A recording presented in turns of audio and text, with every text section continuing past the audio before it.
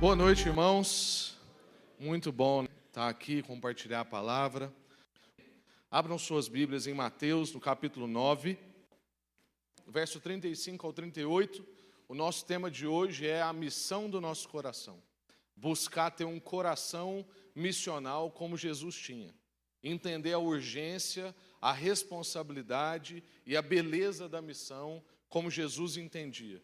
E nada melhor do que um texto que narra Jesus trabalhando em sua missão. O texto diz: Jesus ia passando por todas as cidades e povoados, ensinando nas sinagogas, pregando as boas novas do reino e curando todas as enfermidades e doenças. Ao ver as multidões, teve compaixão delas, porque estavam aflitas e desamparadas, como ovelhas sem pastor. Então disse aos seus discípulos: a colheita é grande, mas os trabalhadores são poucos. Peçam, pois, ao Senhor da colheita que envie trabalhadores para os seus campos. Quero ler mais uma vez, um pouco mais pausado, para você captar esse texto. Palavra de Deus. Jesus ia passando por todas as cidades e povoados, fazendo três coisas: ensinando nas sinagogas, pregando boas novas do reino e curando enfermidades e doenças. Ao ver as multidões, ele teve um tipo de reação. Ele teve compaixão delas, porque elas estavam aflitas e desamparadas como ovelhas sem pastor. Então disse aos seus discípulos: a colheita é grande, mas os trabalhadores são poucos. Peçam, pois, ao Senhor da colheita que envie trabalhadores para os campos. Senhor, fala com a gente agora, que o Senhor possa traduzir, ó Deus, a letra com o Espírito, para a gente sair daqui transformados. Que o Senhor quebrante o nosso coração para receber essa semente e que o Senhor faça ela dar frutos, ó Deus, na nossa vida, em todo lugar que a gente estiver, em todo o tempo que a gente viver, em nome de Jesus. Amém. Graças a Deus. Irmãos, o Pai enviou o Filho. Deus enviou Jesus numa missão. Jesus foi enviado e Jesus está enviando. Essa é a dinâmica de Deus para revelar a nova realidade do seu reinado. Uma realidade diferente, uma realidade nova, um novo jeito de viver, um novo tempo com novas possibilidades e um tempo de movimento. Essa é a dinâmica que Deus escolheu. Ele envia o seu Filho e agora o seu Filho nos envia e a gente tem esse trabalho de continuar essa missão. E um dia como hoje, esse dia que a gente viveu e está vivendo ainda, de um almoço em prol de missões, a gente está aqui todo mundo junto para enviar um casal para espiar uma terra e quem sabe desenvolver um trabalho promissor naquele lugar.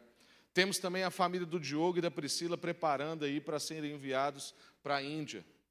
Temos tantas coisas acontecendo e nesses dias, como dias de almoço missionário, dia de pipoca missionária, dia onde a gente está pensando em missões, a gente tem que tomar um certo cuidado. E qual cuidado é? É o cuidado da gente não pegar toda essa mobilização de gente que está indo para outro lugar e achar que isso é missões.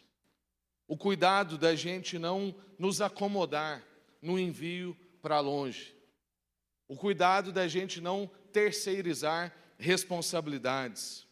O dia de hoje é um dia para acender a chama do nosso coração para a missão de Deus, ao invés de nos descompromissar ou terceirizar. Jesus, irmãos, está sempre em movimento. O texto começa dizendo isso. Jesus estava vindo de algum lugar e indo para outro lugar. O texto diz que Jesus passava por cidades e povoados. A Bíblia usa essa expressão também com uma das expressões de Deus, que é a presença do Espírito Santo, que diz que ele sopra onde quer. Ninguém sabe direito para onde vai e de onde vem. A gente só sabe que vai e que vem.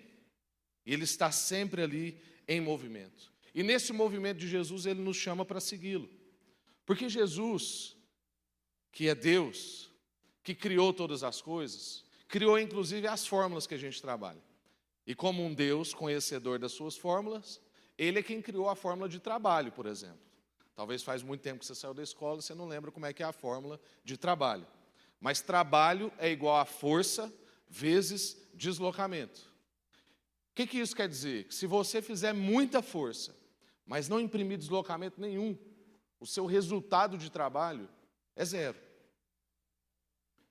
Por isso que tem muita gente que está fazendo muita força, mas ele não se desloca até ninguém, ele não se desloca até nenhuma missão, ele não se desloca para além dele, ele é tudo, ela é tudo.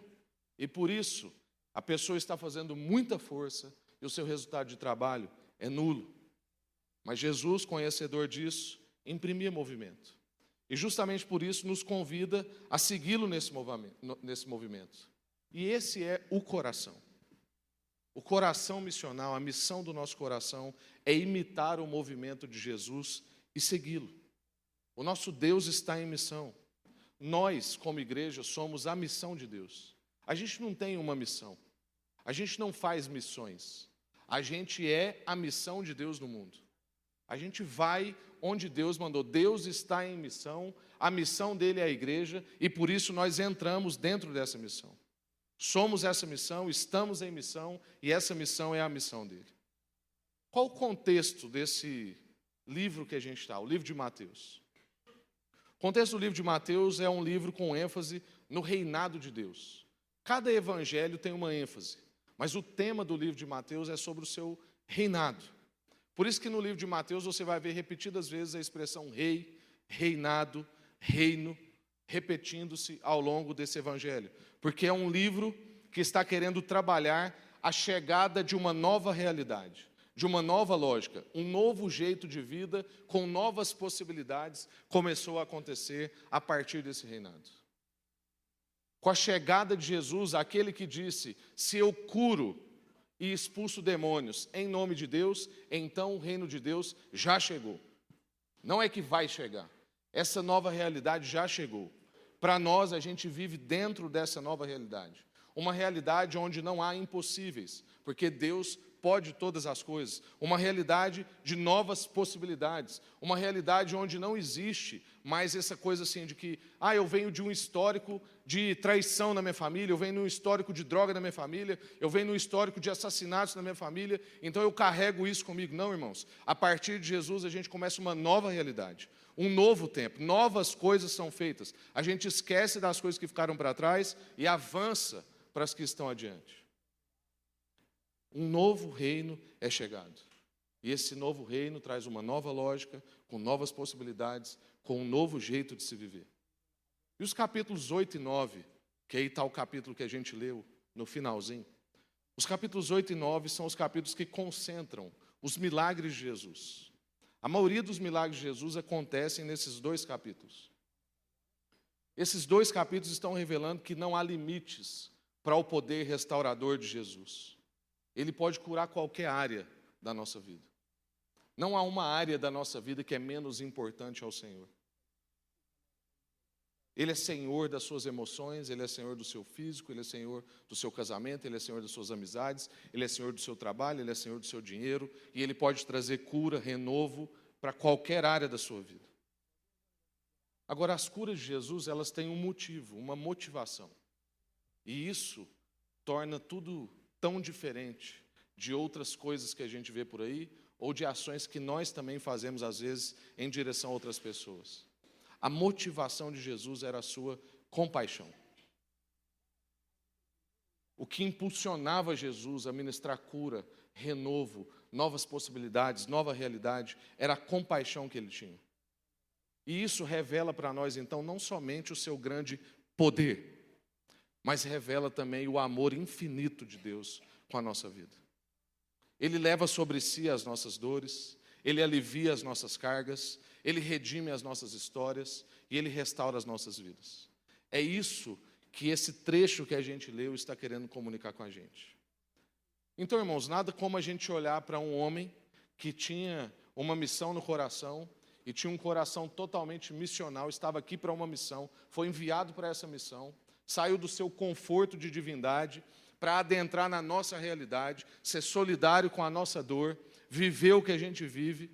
Nada melhor do que a gente olhar para essa pessoa e aprender com ele, então, como que a gente vai se movimentar na história.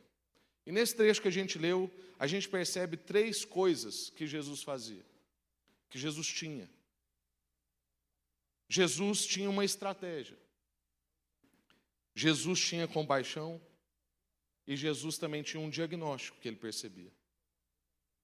Então essas 3 coisas é para a gente sair daqui hoje levando isso. A estratégia de Jesus, a compaixão de Jesus e o diagnóstico de Jesus. Qual era a estratégia de Jesus? Está tudo no texto. Se você quiser deixar seu texto aberto, você vai ver que não tem nada fora do texto. Essas coisas são muito boas, porque como a gente está falando de devocional, é importante quando a gente lê um texto, a gente lê mais de uma vez, como a gente fez aqui, lê pausadamente e ver o que esse texto está falando com a gente. De preferência, ler a Bíblia contra nós. O que diz aí sobre a estratégia de Jesus? Jesus fazia 3 coisas dentro da sua estratégia. Ele ensinava, ele proclamava e ele curava. E isso diz sobre territórios diferentes. Porque o lugar que ele ensinava era um lugar interno. Diz que ele ensinava na sinagoga. Então o que Jesus está fazendo? Ele está entrando dentro de uma realidade de pessoas que já confessam, de pessoas que já têm uma caminhada cristã não, mas uma caminhada religiosa. E ele está ali falando no idioma daquelas pessoas, trazendo esclarecimentos e jogando luz naquilo que está equivocado. Então, um dos trabalhos de Jesus é lançar luz aos de dentro. Muito parecido com o que a gente faz aqui hoje, por exemplo. Então, a cada domingo a gente se reúne e o objetivo de quem vem aqui, eu, o pastor André, o Léo, o Pedro, o Vivaldo, é a gente trazer luz aos que estão dentro. Todo o nosso empenho, o nosso esforço de reunir aqui na segunda-feira com a nossa escola, ministrando os nossos 7 cursos, é para continuar jogando luz aos de dentro. Todo o nosso empenho em fazer reuniões em pequenos grupos, reunir as pessoas, trazer intimidade, compartilhar testemunho, fazer um estudo bíblico, ir para a palavra, é para a gente jogar a luz aos de dentro. Ele ensinava. Outra coisa da estratégia de Jesus é que ele proclamava, e aqui ele muda de território. Porque a proclamação tem a ver com os que estão do lado de fora. Por isso que são expressões diferentes.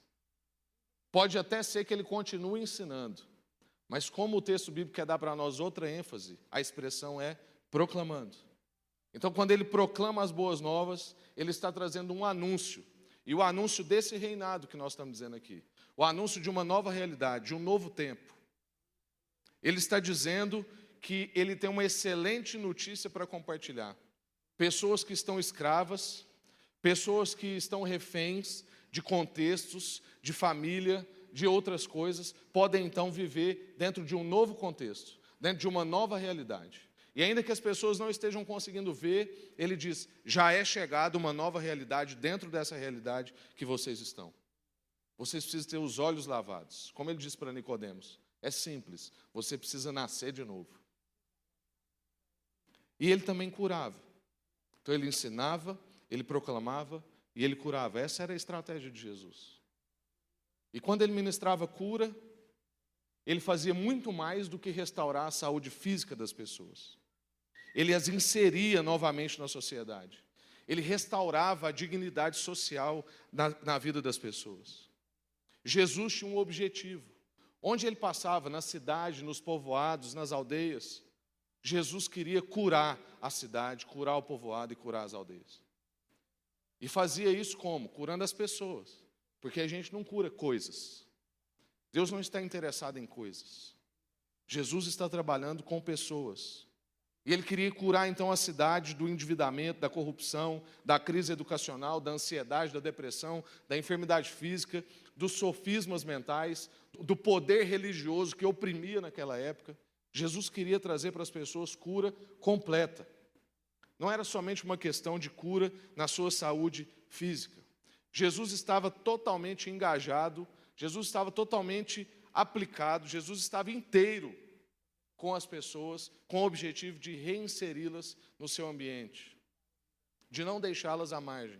Eu não sei se vocês lembram quando nós compartilhamos aqui sobre aquele episódio das Escrituras que tem um paralítico à beira do tanque de Betesda, e Jesus fica sabendo que ele está nessa condição há 38 anos, e ele está ali naquele tanque, não sabemos há quanto tempo, a condição de 38 anos era a sua paralisia, e Jesus faz uma pergunta que nos choca, porque Jesus fica sabendo da situação daquele homem, E Jesus chega para ele e fala assim: você quer ser curado? E eu falo assim: não, eu estou aqui, né, de passagem. Não tem nada para fazer, estou aqui na beira desse tanque. Mas é porque Jesus sabe algo que a gente não sabe, que surge na resposta daquele homem, que é mais inusitada do que a pergunta de Jesus. E a resposta daquele homem é: eu não tenho ninguém comigo para me colocar no tanque quando eu preciso. O que esse homem está revelando? Que a dor do isolamento, a dor da sua exclusão, o fato dele não estar inserido socialmente, o fato dele ser sozinho, o afeta talvez mais do que a sua paralisia. Ele está dizendo que há outras paralisias dentro dele, que não é só uma paralisia física. E Jesus sabe disso. E é por isso que Jesus está começando esse diálogo. E Jesus é tão preocupado com isso, irmãos, que quando ele cura aquele homem, ele fala assim: pegue a sua maca e vai. E eu até fiz uma brincadeira aqui no dia, né, que eu fiquei assim: por que Jesus faz isso? Né? Assim, será que Jesus é tão organizado, assim, tem toque, fala: não, larga esse trem jogado aqui de qualquer jeito, não, leva isso para outro lugar? Mas não é isso, é porque aquele homem agora ia virar uma celebridade. Ele podia agora ser inserido de novo na sociedade. Ele podia ter a sua dignidade restaurada. E nós precisamos entender que é isso que Jesus quer fazer com a gente, e não somente essas coisas espetaculares que a gente fica vendo em algumas questões televisivas. A gente está querendo trazer para dentro do culto curas que já não são mais tão necessárias, que a ciência já está resolvendo. Deus pode curar até hoje. A gente já viu o milagre acontecer. Eu lembro do André e a Claudinha contar para mim, quando eles estavam na África, e tinha um restinho assim de leite no negócio que eles estavam derramando no copo, e tinha uma fila enorme ainda, e eles iam derramando e o leite não acabava. E continuava aquele pouquinho lá, mas aquele pouquinho estava enchendo várias canecas. Em realidades que precisam, a gente vê. A gente vê, Deus faz até hoje. Hoje de manhã, depois que eu terminei de compartilhar, a dona Gélia veio aqui, esposa do seu Justiniano, que tinha um trabalho junto com a gente ali no Retiro do Bosque, falou assim: Rafa, quando você deu o exemplo da Claudinha e do André, eu lembrei de um dia que a gente estava lá e não tinha muita pipoca, não tinha muito guaraná e tinha muita gente. E eu tinha certeza que não ia dar. E no fim sobrou pipoca e sobrou guaraná. Eu falei assim: em realidades que precisam, Deus faz. A gente é que está ficando às vezes preguiçoso. E às vezes não precisa, e a gente está lá enchendo o saco. Mas, irmãos, o tempo que a gente está vivendo é um tempo onde a gente precisa compreender o tipo de enfermidade que está diante de nós. E Jesus cura esse tipo de enfermidade. Sofismas mentais. Gente que está embaraçado no seu pensamento. Gente que está com crise nas suas emoções. Gente que está vivendo problemas relacionais graves, que não consegue estar em ambientes com outras pessoas, que não consegue se relacionar, pessoas sofrendo de pânico. Deus tem cura para essas coisas. Deus tem cura para essas áreas. Discípulos de Cristo, que entendem o seu papel, eles começam a ser como Jesus foi na cidade. Eles começam então a ir em direção às pessoas e trazer esse tipo de cura, crendo que a palavra de Deus lava o nosso entendimento, crendo que a palavra de Deus transforma a nossa mente, crendo naquela palavra lá de Romanos 12 que diz para a gente não se conformar ao esquema vigente, mas renovar a nossa mente. Deus tem esse poder, a gente entra dentro dessa nova realidade e então a gente pode ser transformado na nossa emoção, no nosso entendimento, nas nossas convicções.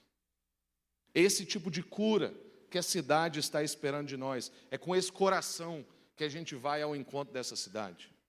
A segunda coisa que nós dizemos, que aparece nesse texto, é a compaixão de Jesus. Então, a estratégia de Jesus, ele ensina, ele proclama e ele cura.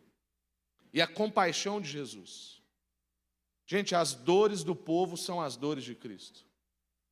Jesus, ao contrário de nós, ama pessoas sobrecarregadas. A gente foge de gente difícil e sobrecarregada. Mas Jesus atrai essas pessoas. Inclusive ele diz: venham a mim, todos os que estão cansados e sobrecarregados, e eu quero ministrar na vida de vocês alívio. Eu quero trocar de mochila com vocês. Eu quero trocar de fardo com vocês, porque as dores do povo são as dores de Cristo. A compaixão de Jesus está intimamente ligada a essa questão da estratégia que a gente viu. Está intimamente ligada à ênfase estratégica que ele está dando. Por quê? Porque, irmãos, não basta eu saber o que fazer. Não basta eu entender que Jesus tinha uma estratégia, a estratégia dele era ensinar, proclamar e curar. Se eu não tiver com o coração alinhado com Deus, isso é só um pragmatismo na minha vida. E aí eu vou sair daqui com 3 passos para uma vida cristã de sucesso. E não é isso que eu estou querendo aplicar na nossa vida. O que eu estou querendo que a gente saia daqui hoje é transformar o nosso entendimento, recebendo um coração igual ao do Senhor, para a gente ter a mesma motivação que ele tinha para montar a estratégia que ele montou. E qual era a motivação de Jesus? A sua compaixão. Por isso que a compaixão de Jesus tem tudo a ver com a estratégia que ele está usando.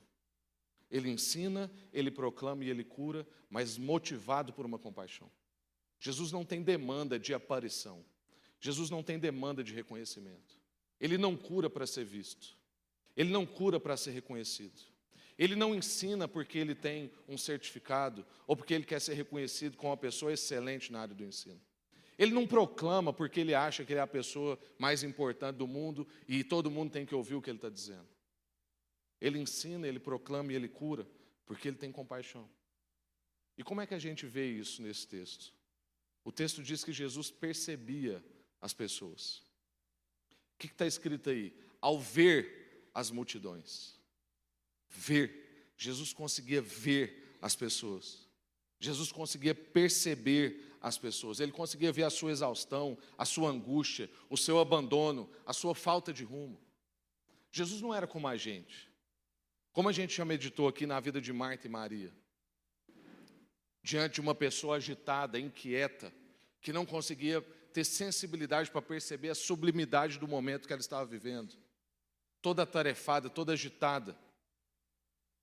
É a nossa vida. Muitas vezes a gente passa diante de pessoas e a gente não as vê. A gente não as percebe. A gente não para. A gente não vê a sua exaustão, a sua angústia, o seu abandono e a sua falta de rumo. E como eu disse, às vezes quando a gente vê, a gente desvia. Porque isso vai ser muito pesado para nós. Eu não quero isso perto de mim. E isso é o oposto do que é a chamada de Jesus para nós. Isso não revela um coração missional. Então o nosso desafio, irmãos, é a gente clamar para que a gente tenha os olhos de Cristo, que vê como Cristo vê. O coração de Cristo, que percebe como Cristo percebe. E as motivações de Cristo, que faz não para ser reconhecido. Muitas vezes a gente vai ajudar pessoas que querem reclamar de outras. Eu não sei como é que é a experiência de outras pessoas que atendem pessoas, mas via de regra é assim. Eu estou aqui porque fulano é muito difícil. Aí o fulano, às vezes, é um marido, é um irmão, é um primo, é um colega de trabalho, mas geralmente o problema está sempre no outro. E quando a gente vai ouvindo aquela história, a gente vai percebendo que há uma crise. E a crise é porque todo o bem que essa pessoa está fazendo, ministrando, derramando, toda oferta que ela está fazendo em favor de outra pessoa, não é uma oferta livre. Não é uma oferta voluntária. Não é uma entrega com um fundo de compaixão. As suas motivações estão desalinhadas. Há expectativas de reconhecimento. Há expectativas de agradecimento. E é assim na nossa vida. Eu não estou aqui falando de outro, eu estou falando também de mim. A gente faz e a gente espera. E esse é muito do desafio das nossas relações. Porque não tem nada pior do que alguém o tempo inteiro apresentando uma conta para a gente pagar. A gente sente quase como se aquela pessoa não precisasse ter feito nada para nós. Era melhor se ele não tivesse feito nada. Ter as motivações de Cristo. Ter o coração de Cristo. E conseguir ter os olhos de Cristo. Ver as pessoas. Isso não é ilusão ou utópico, irmãos. Porque a gente é de Cristo e a gente está em Cristo. Já vi muita gente também falar para mim assim: ah, Rafa, mas isso tudo que você fala aí, Jesus conseguia porque ele era Deus. O que Jesus tinha que até então os discípulos não tinham? A presença do Espírito Santo. Por isso que ele diz que era necessário que ele vá para que o Espírito viesse. Então agora, nessa nova realidade que a gente vive, com a presença do Espírito Santo em nós, nós podemos ver como Cristo vê, ter o coração que Cristo tinha, perceber como Cristo percebia, ter as motivações que Jesus era motivado, que não requer em troca, que não necessita de autorreconhecimento, que não precisa dessas coisas que nos embaraçam nas nossas relações e na nossa vida. Então eu quero te perguntar, há quanto tempo você não vê alguém?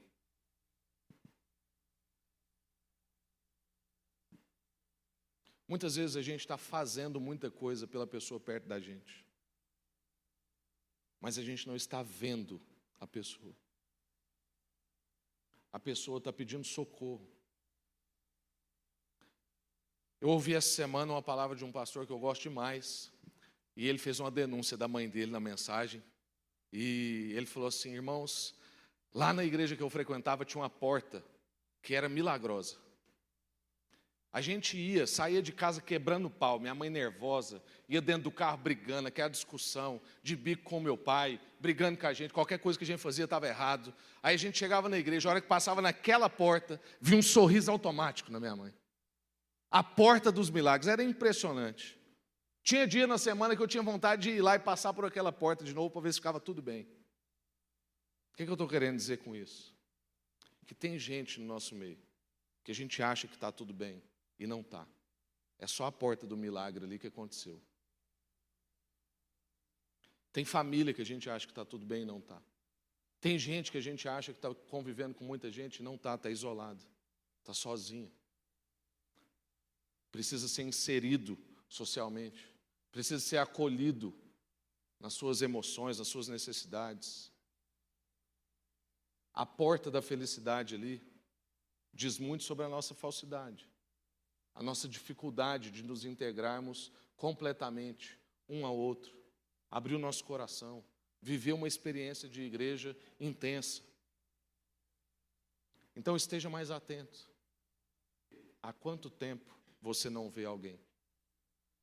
E Jesus está chamando a nossa atenção hoje, para a gente ver. Porque muita da sua compaixão, muita da compaixão de Jesus, vinha do fato dele ver. Jesus via com paixão. Ele via inteiramente. Ele via querendo a pessoa. E a gente está precisando ver com paixão. E se a gente vê, de fato, como é que está a sociedade, como é que estão os nossos filhos, como é que está o ataque sobre a nossa mentalidade, como é que estão as competições pelos nossos corações, pelos nossos amores, então a gente vai começar a ter mais compaixão. A gente está perdendo a sensibilidade. E a gente está perdendo tempo de gastar tempo com o que realmente importa. E a terceira e última coisa que a gente percebe no texto, então, é que Jesus faz um diagnóstico.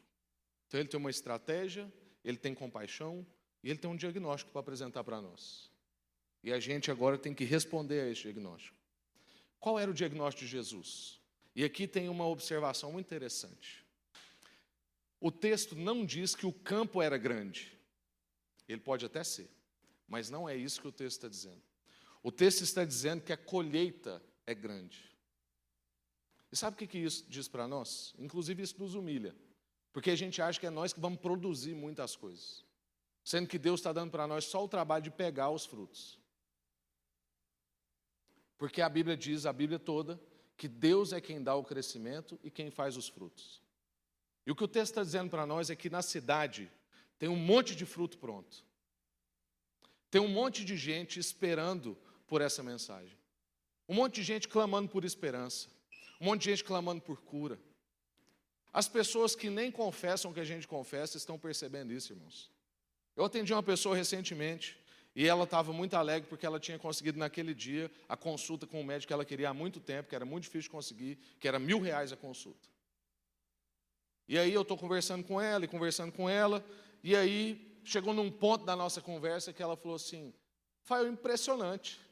Tudo que você está falando foi o que o meu médico falou para mim.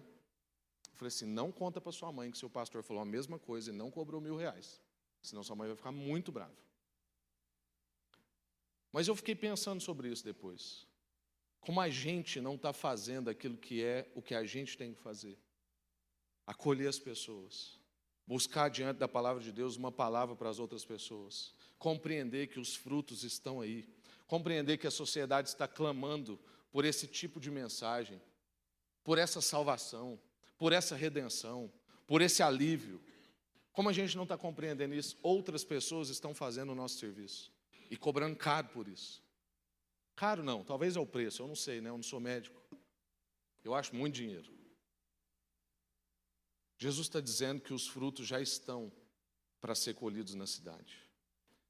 Eles já estão prontos. E o problema é que faltam trabalhadores para colher. Mas eu creio que essa daqui é a comunidade dos trabalhadores. Eu creio que é isso que hoje Deus está querendo comunicar com a gente aqui. Eu quero caminhar para a conclusão. Tem uma coisa nessa história que a gente leu nesse trecho, nesses versos, tem uma coisa que me impacta muito. Porque o texto está dizendo que Jesus andou assim, de Nova York a Alfeina. E ele percebeu uma coisa em comum. Isso é impressionante. Jesus foi em grandes cidades e foi em povoados e aldeias. E ele tinha um diagnóstico que cabia em todos esses lugares. O mesmo diagnóstico. Qual que era a coisa em comum que Jesus via de Nova York a Alfeina? Não interessava o tamanho do local, o diagnóstico permanecia. Pessoas angustiadas, pessoas sofrendo, pessoas sem esperança, pessoas oprimidas. E ele diz que tudo que ele via era uma única percepção. Pessoas como ovelhas que não têm pastor. Esse era o diagnóstico de Jesus. Depois de eu passar por aí tudo, conversar com muita gente, ministrar muita cura, ensinar muita gente, proclamar muito, tem uma coisa que eu percebi. Não interessa se eu estou numa metrópole ou se eu estou no interior do interior. As pessoas estão como ovelhas que não têm pastor. E os milagres que a gente precisa ministrar hoje, irmãos, não são milagres tão fisiológicos como a gente disse, mas são outros tipos de milagres que as pessoas estão precisando. A gente pode levar alívio, a gente pode levar libertação, a gente pode derrubar fortalezas mentais que impedem as pessoas de compreender a verdade das Escrituras. Não a gente, o auxílio do Espírito Santo usando a gente. Há emoções para serem redimidas, há relações para serem restauradas, e a igreja é a comunidade dos pastores da cidade. Essa é a grande questão. A gente tem um diagnóstico comum. A cidade de Goiânia está como ovelha que não tem pastor. Independente da gente andar e cada esquina tem uma igreja. Parece que a gente está reunindo para nós, para ficar bom para nós. Quando a gente conversa com alguém da área pública, é para ficar bom para nós. Essa semana eu tive reunido com o pastor Paulo Júnior e outras pessoas, com um determinado secretário de determinada área, e a gente, não vou falar demais, questão vocês encontram quem é a pessoa, né? E aí a gente estava lá propondo uma parceria público-privada. Tinham 2 empresários com a gente, dispostos a investir, e a gente chegou para ele, e aí o Júnior começou com toda a parte filosófica, e a hora que a gente falou assim, então o que a gente quer é fazer uma parceria público-privada. O cara falou assim, não tem jeito. Porque a parceria público-privada subentendia que ia precisar de verba pública, né? Falou, não tem jeito, não pode, tem isso, tem aquilo, colocou os empecilhos. Aí um dos empresários falou assim, não, e se não precisar de verba pública? Aí o secretário mudou na cadeira, falou, aí tem jeito. Eu falei, olha que impressionante. Por quê? Porque ele estava lá sentado o dia inteiro. E todo mundo da esfera religiosa que já foi falar com ele, foi falar com ele para pedir. E não para oferecer. E o que a gente está lá é oferecendo um serviço. Nós estamos lá propondo para ele o seguinte, em tal região você está atendendo 10 mil pessoas, a gente quer atender 5 mil, e você atender 5 mil com o mesmo contingente de trabalhadores que você tem, para você poder atender melhor. E a gente tem o povo, e a gente quer atuar. A pessoa nem entende, ele dá um bug de 30 segundos assim, no cérebro, e ficou assim, oi? A igreja é a comunidade dos pastores da cidade. A gente se reúne para a gente ser enviado. A gente se encontra para ir em direção à cidade, pegar esses frutos que Jesus está dizendo que já está pronto para ser colhido. Então, enquanto a gente se reúne, a gente ora, a gente busca discernimento do Espírito, a gente busca a estratégia. E Jesus já nos deu parte da estratégia. Então tem uma parte que a gente faz para dentro, mas tem uma parte que a gente faz para fora, e na parte que a gente faz para fora, a gente faz ministrando cura, restauração, trazendo novidade de vida. Então a gente busca esse discernimento para entender a estratégia, para a gente saber como servir melhor a cidade e revelar Jesus para as pessoas. Então, irmãos, vamos usar a estratégia de Jesus, ter a compaixão de Jesus e responder ao diagnóstico de Jesus. Amém? Quero orar com você. Deus, como a gente cantou aqui, nós somos igreja, os trabalhadores. A seara é grande demais. Tem muito fruto para ser colhido, ó Deus. Ajuda-nos a ter discernimento se a gente vai pegar esse fruto com a mão, se a gente vai pegar esse fruto com vara, se a gente vai, ó Deus, subir no pé, se a gente só vai esticar, se a gente vai chamar um irmão maior. Dá-nos, ó Deus, a estratégia. Mas a gente sabe que os frutos já estão por aí na cidade. E tem gente clamando. A gente quer responder, Deus. A gente quer imitar a sua estratégia. A gente quer imitar o seu coração, ter compaixão. E a gente, ó Deus, quer responder ao seu diagnóstico. Então vem, ó Deus, e envia-nos nessa noite. Que o Senhor possa batizar a gente com o entendimento de que nós somos os pastores da cidade. Essa é a reunião daqueles responsáveis pela cidade. Pastor do colega de trabalho, pastor do colega de sala, pastor do amigo do condomínio, pastor da realidade em que ele está. Cada um aqui tem a responsabilidade. Pastores e pastoras das suas amigas e dos seus amigos. Envie-nos, ó Deus, em direção à cidade, para que a gente possa mesmo responder ao seu diagnóstico. E a nossa cidade já não padeça mais de ser uma cidade como ovelhas que não tem pastor.